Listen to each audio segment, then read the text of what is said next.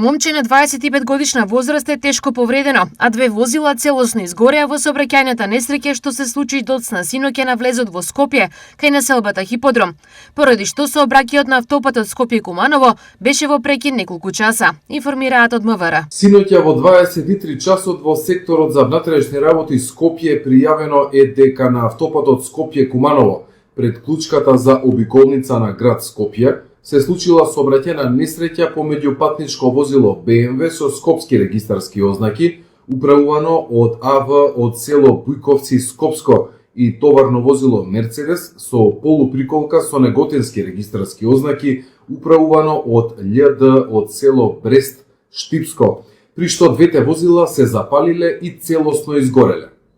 Во несреќата со тешки телесни повреди се здобил возачот на патничкото возило БМВ, констатирани во комплекс клиники Мајка Тереза во Скопје. Увид бил извршен од увидна екипа од секторот за внатрешни работи Скопје.